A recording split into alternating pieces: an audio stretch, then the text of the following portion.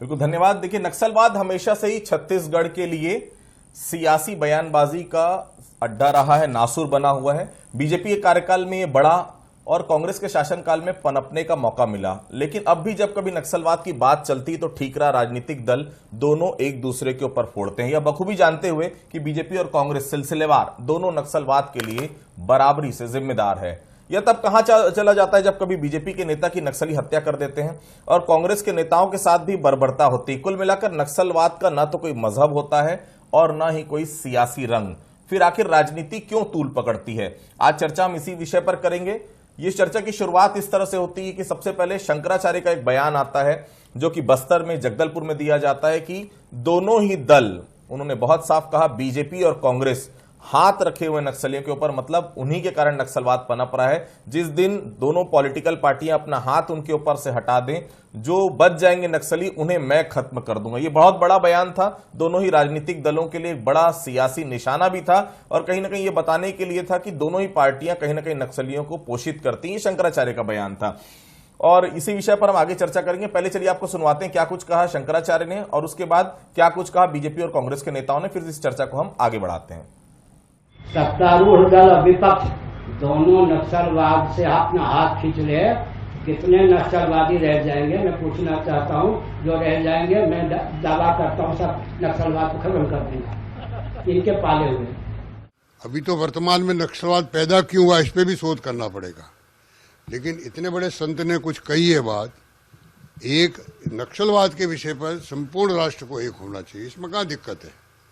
इसलिए किसी भी संत के कही हुई बात पे हम जैसे कार्यकर्ताओं को प्रतिक्रिया नहीं देनी चाहिए। निष्ठानंद जी का अपना अनुभव होगा निश्चित तौर पे, लेकिन छत्तीसगढ़ में स्थितियां बदली हैं। एनसीआरबी के आंकड़े बताते हैं, केंद्रीय गृह राज्य मंत्रालय बताता है। इसके अलावा आप जमीनी हकीकत भी देखेंगे तो छत्तीसगढ़ में पहले कितने ज्यादा नक्सली वारदात होते थे। भारतीय जनता पार्टी के समय जरूर ये स्थिति बनी थी। और जहां तक कांग्रेस का सवाल है नक्सलवाद के समर्थन का, तो कांग्रेस तो हमेशा इसका विरोधी रही है और हमने सबसे ज्यादा नक्सलवाद के दंश को झेला है।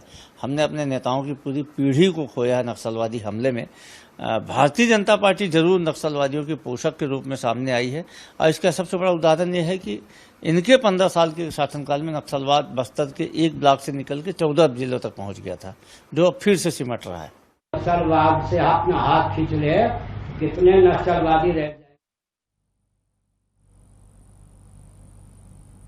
तो सुना आपने क्या कुछ कहा शंकराचार्य ने। उसके बाद ओम माथुर का रिएक्शन आता है। ओम माथुर का साफ तौर पर कहना है कि इतने बड़े अगर शंकराचार्य अगर इस विषय पर बयान देने हैं तो इसमें दलगत राजनीति से ऊपर उठकर सोचना चाहिए। और यह भी कह रहे हैं कि नक्सलियों का पोषण कौन करते आए हम सबको मालूम है और नक्सलवाद शुरू कहां से हुआ है। तो कुल मिलाकर देखिए, कांग्रेस बीजेपी के ऊपर और बीजेपी कांग्रेस के ऊपर ठीकरा फोड़ती है, लेकिन जिम्मेदार दोनों हैं। शुरू में 2000 से 2003 की हम बात करें, अजीत जोगी मुख्यमंत्री थे। 2003 से 2018 की बात करें, डॉक्टर रमन सिंह मुख्यमंत्री थे। और 2018 से अब तक भूपेश बघेल मुख्यमंत्री। मतलब शुरू के 3 साल और ये 4 साल कांग्रेस का शासन रहा है और बीच के 15 साल भारतीय जनता पार्टी का शासन रहा है। इसमें कोई दो राय नहीं कि भारतीय जनता पार्टी शासनकाल में जो नक्सलिज्म जिलों में सीमित था वो जिलों में बढ़ा, ये एनसीआरबी की रिपोर्ट कहती है। और इन 4 सालों में नक्सलवाद में कमी आई, ये भी एनसीआरबी की रिपोर्ट कहती है। लेकिन सबसे बड़ी बात यह है कि नक्सलवाद किसी का दोस्त नहीं होता। कांग्रेस ने अपनी पूरी टॉप लीडरशिप जो प्रदेश की थी 25 मई 2013 को खो चुकी है। मतलब बहुत साफ है, नक्सली न तो कांग्रेस के साथ ही होते हैं और भारतीय जनता पार्टी का भी आपने थोड़े दिन पहले सुना होगा, नगर मंडल अध्यक्ष जो यहां के थे उनको भी नक्सलियों ने बर्बरतापूर्वक मार दिया। मतलब साफ है, न तो नक्सली कांग्रेस के होते हैं न तो नक्सली बीजेपी के होते हैं। तो फिर यह सवाल क्यों उठ रहा है कि नक्सलियों को पोषित करती है पॉलिटिकल पार्टी? ये दोनों ही पॉलिटिकल पार्टी के लिए बहुत बड़ी चीज है। बहुत साफ है कि आखिर ये बात आ रही है तो क्यों आ रही है और इसके पीछे आखिर कारण क्या है। ये अगर बात आ रही है तो इसके लिए जिम्मेदार कौन है। और सबसे बड़ी बात यह है कि इसमें अगर बातें अगर आ रही हैं तो कांग्रेस और बीजेपी के नेता क्या ये दिल बड़ा करके बात करेंगे कि हम बाकी चीजों से उठकर हम सीधा इस बात पे बात करते हैं कि पॉलिटिकल पार्टी दोनों मिलकर नक्सलिज्म को किस प्रकार से खत्म कर सकती है। क्योंकि दोनों के साथ में खत्म करने वाली बात इसलिए भी नहीं हो सकती क्योंकि भारतीय जनता पार्टी का साफ तौर पर कहना था ऑपरेशन अधिक से अधिक करो, अधिक से अधिक नक्सलियों के खिलाफ मुहिम चलाओ।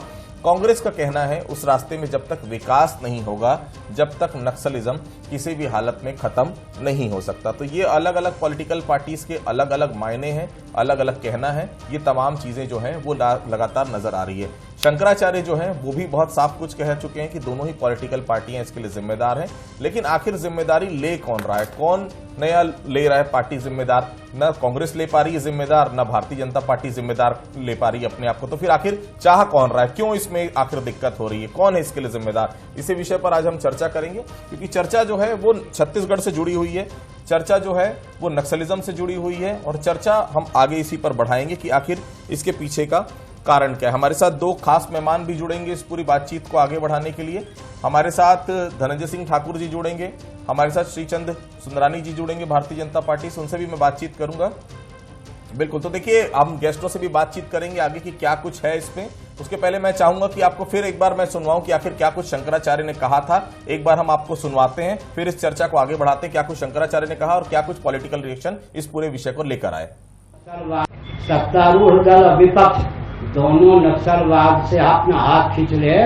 कितने नक्सलवादी रह जाएंगे मैं पूछना चाहता हूँ, जो रह जाएंगे मैं दावा करता हूँ सब नक्सलवाद को खत्म कर देंगे इनके पाले हुए।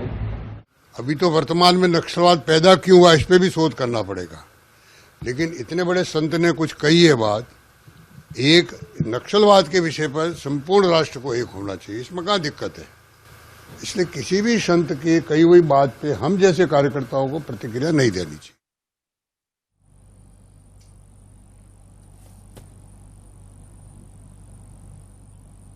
तो देखिए आपने सुना क्या कुछ कहा निश्चलानंद ने, क्या कुछ कह रहे हैं ओम माथुर। तो कुल मिलाकर देखिए ये पूरा जो मसला है अब बयानबाजी पर आकर उतर गया है। आखिर क्यों ये सब तरह की चीजें हो रही है, क्या इसका कारण है, ये समझ से परे है, लेकिन बहुत साफ है दोनों ही पॉलिटिकल पार्टियां इस पूरे विषय के लिए जिम्मेदार हैं। देखिए नक्सलवाद की शुरुआत जहां से हुई वहां अब नक्सलवाद नहीं है। जहां नक्सलवाद एक समय में बहुत ज्यादा हुआ करता था उस स्टेट से नक्सलवाद खत्म हो गया, तो फिर छत्तीसगढ़ में ही क्यों बरकरार है? क्या इसका एक बड़ा कारण है जो करोड़ों रुपए का फंड आता है सेंट्रल की तरफ से?